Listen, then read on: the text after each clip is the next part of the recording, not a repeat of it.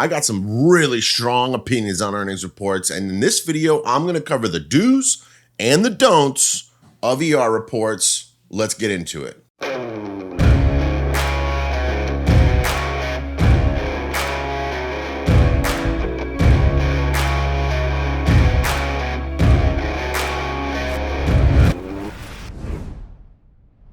Back in the day, 2018 Max used to fucking throw down a minimum of $2,000 on every single earnings report, 3 or 4 a fucking day during earnings seasons. Straight degenerate in gambling. So I don't want you to think that I'm sitting here talking out my ass. Oh, this guy Max doesn't know what he's talking about. No, I'm talking about well over 40 grand, 50 grand in losses and experience and hundreds of grand in winnings. My opinion on earnings reports is that you should just not play them. But if you were to play them, I think that you should listen to my do's and my don'ts, especially my last don't, because it's really going to sum up everything that you can do to be successful around these earnings reports in your options trading career. So if you take a look here, this is my Webull on laptop platform. I'm just going to show you real quick. Here's a watch list, and I'm going to show you the differences from one of these do's. This do is called the IVER run-up, the Implied Volatility Earnings Report run-up. So essentially what it means is you are taking a call and put option, one of the other, or both, and you're playing the implied volatility spike from a normal stock around 30 to 40 to 70% plus during the day of earnings. And what that does is it goes through the Greek Vega and raises the premium of both of those contracts to the point where you can exit the day of for good profit without ever having to actually play the earnings report itself. So if we take a look here, I'm going to click on a random stock. I think Amazon just had earnings. So I'm going to go to Amazon here. And if we look at Amazon's options chain right here, you'll notice that the implied volatility column right here, all the way to the second to the right, is sitting around 30 to 50% between all of the contracts. That's pretty good. Normally, a big tech company like this floats around the 30 to 40% range, so that's right on par. But if we take a look now at Apple, and we go to the options chain, which has earnings this week, you'll notice that now it's between 67 and 85%, literally doubled. So why is it doubled on the implied volatility here? Well, that's because of the earnings report. So what you can do during the IVER run-up, if we know Apple's reporting today on a Thursday, then this Monday, or maybe even the Friday prior, you enter a call option or a put option not too far out of the money. And what that does is it'll sit there, it'll be stagnant. And if it goes your direction with the IV, you'll be able to make really good premium and profits without a larger than expected move, which is a huge benefit to me. So playing the implied volatility ER run-up is a pretty solid strategy, in my opinion, for options trading if you want to options trade in and or around a earnings report. So taking a look there, the numbers don't lie. 30 to 40% IV, 70 to 80% IV. That means the Vega has easily doubled, and you should be able to make some good profits just by holding a contract a few days prior. I guess you could use more than just a naked call or put. A naked call or put would probably work good. A debit spread would work good for this strategy, or a naked straddle or strangle, playing both sides tightly. So right now, Apple's earning is at 167. So if you took a 167 put and a 167 call last Friday, you're probably up on both of those. They're both probably green because of the big spike in implied volatility. So there's multiple option strategies that you can use here. Get creative, use the risk to reward ratio as always, and figure out which one is for you and start implementing this option strategy instead of just gambling. IVER run-up, big do. Awesome strategy. Big don't, holding the IVER run-up through the fucking earnings report. Holding an options contract through an earnings report is always going to be probably 33% in your favor and 66.66% not in your favor, because the stock has to continue in your direction significant. If it doesn't cover the expected move and it doesn't cover that IV spike, then your options contract is going to lose value. Because if you're in puts and the stock drops, but not far enough, you lose. If the stock stays flat, you lose. If the stock stays flat and goes up, you lose. If the stock does anything but tank in your direction or go completely through the roof in your direction with a larger than expected move, which is already huge because it's an earnings report, you're going to lose money. So what is the point? Why not just close it out at 358, jump right back in at 932?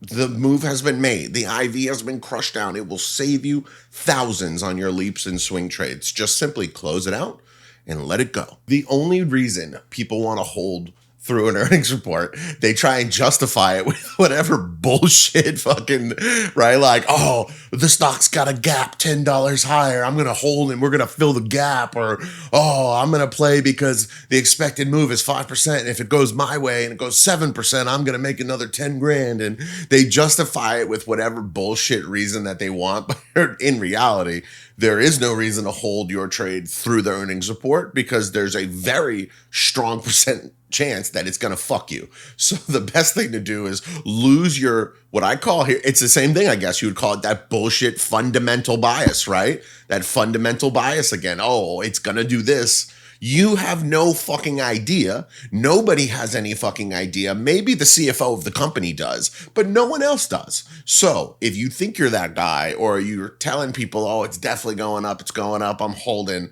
you're wrong. You're an idiot, and there's no reason to hold. All right, so if you take a look at my chart here, this is Apple. You're going to see from Apple from January in 2023 has been on a very aggressive uptrend, very bullish. It's from 124 all the way up to 165, and today is the day of their earnings report. Here is one of my favorite do's, but it's a favorite do for my long-term portfolio only and not really for my options trading degenerate self. So for my long-term portfolio, a great thing to do for earnings reports is if we look at Apple down here, you see the earnings report is today. Well, if the estimates, the earnings, the surprise revenue, the stock buybacks, the dividend growth, if that's all there and it's a massively good and successful quarter for them, but the stock falls maybe $5, $10, I love to do this.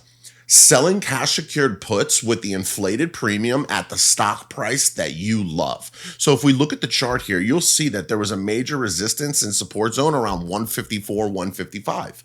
So if Apple falls to 154, 155, then you can possibly sell the 145, 147 cash secured put weeklies and get Apple at a huge discounted rate, or just take the premium week over week and then you reinvest your profits into the shares. So for long-term holds, selling cash secured puts after the earnings report, a reactionary play, is an awesome way to get a good hold on a company that had a good earnings report and make premium while you're doing it. This creative way of making entry into your long-term portfolio is fucking awesome. So wait till after the earnings report. Don't do it before. This is a do. So a do we're going to do after the earnings report. You sell that cash secure put at that key level where you're looking at on the chart. And then from that key level, you're able to have a beautiful entry and long-term hold on an underlying stock like Apple, right? If Apple drops to 145 on a killer earnings report, there's a strong chance it'll be right back at 165 in no time. So that kind of growth, that kind of play for a long-term account, which you're going to hold for years and years and years anyway, is awesome. And I love doing it in mine, and I'm going to continue to do so probably on Apple today. Don't ignore the implied volatility if you're going to play an earnings report. I've explained this 100 times, and every trader has gone through this. There's not one trader who's been trading, in my mind, more than 6 months hasn't gone through this. You wake up in the morning and you're looking at your contracts and you're like, oh, hell yeah. Wait, stock market opens. My contracts are down. What happened? You just got crushed. The fucking Hulk came out and he crushed you like a fucking can, baby. That's called the implied volatility crush. When I showed you earlier that Apple had a 78, 80% implied volatility, the morning of its earnings report, it's going to tank back down to 40. What does that do for options contracts? The Vega that measures implied volatility into the options pricing then tanks with it, making those options premiums that you paid drop to the shitter. They're not worth it anymore. They're down terrible. Implied volatility crush usually comes from these degenerates that love taking out of the money options contracts.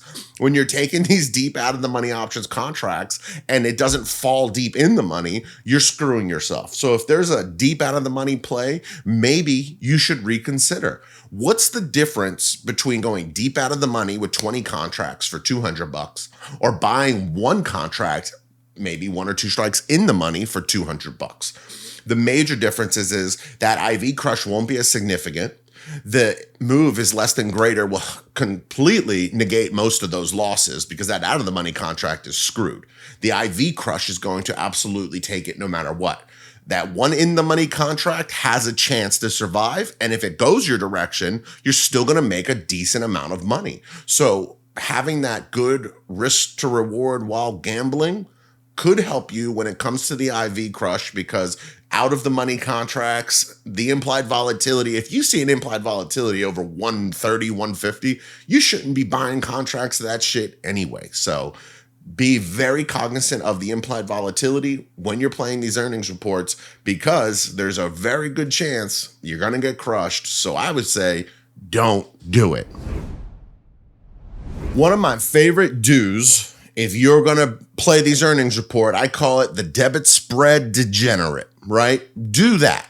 If you're going to gamble and you're going to take a shot at an earnings report, you can play a debit spread, a much safer option strategy that you can get super creative with. And the only reason I say safer is because there is a sell side back to it, right? So if you think a stock's going to go up, Apple has earnings report today. If Apple goes through the roof and you're in a call side debit spread, you can still make a wonderful risk to reward ratio. If Apple stays flat on a massively good earnings report, you're going to wake up to that IV crush, right? So if you wake up to the IV crush with a debit spread, you can buy back the sell side for 90% gains or more. And then you can sit there and hold the call side that the naked purchase call that you had for a while. So there's ways you can get super creative with debit spreads that naked options, gambling, and other strategies don't provide for you. So the debit spread degenerate, those kings and queens, they're out here crushing it because you can get creative, you can lose less, and you can profit a sick risk to reward ratio at the same time. So the debit spread, once again, as I said in previous videos, is by far one of the best option strategies out there. And if you're not using it, you should start using it. Be the debit spread degenerate. Be that king and queen that's going to trade it, that's going to learn it, understand it, and be able to get creative with it.